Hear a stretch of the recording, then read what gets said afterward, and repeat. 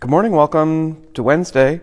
I'm standing here in front of this gorgeous piece of art that our Sunday school children made with Doug McMenemy a few years ago, and it's just such a stunning piece, and there's a couple more like it up in the Sunday school director's office.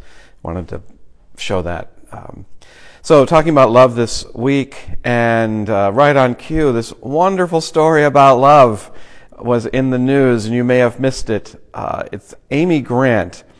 Amy Grant is a contemporary Christian music artist, is big, and she just received the Kennedy Center's Lifetime Achievement Award. But she was really big when I was in college, from '83 to '87. And we just were so happy to have music when I was in college that it felt like it was of the time that we were living in. I grew up on church music in our little church, and that's what we knew as Christian music. But then there's a Christian pop star, she and Michael W. Smith and others.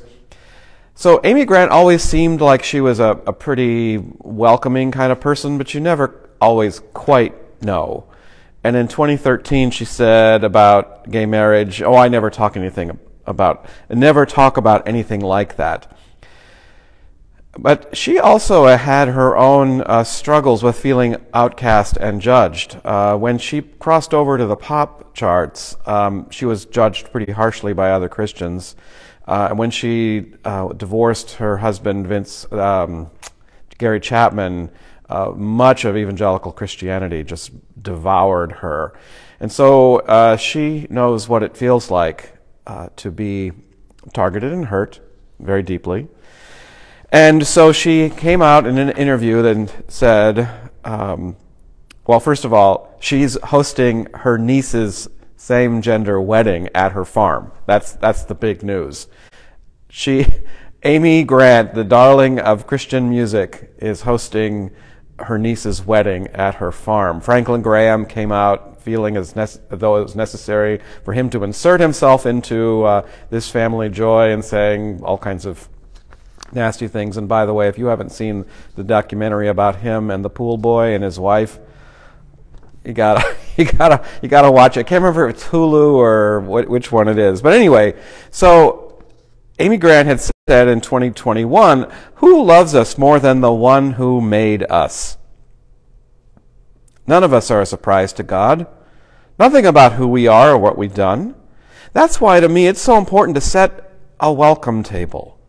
Because I was invited to the table when someone said, "Don't be afraid, you're loved." Who loves us more than the one who made us? None of us are a surprise to God. And she added, it doesn't matter how we're wired, we're our best selves when we believe to our core, I'm loved. And then our creativity flourishes. And so when her niece came out to the family, she said, what a gift to our whole family to just widen the experience of our whole family.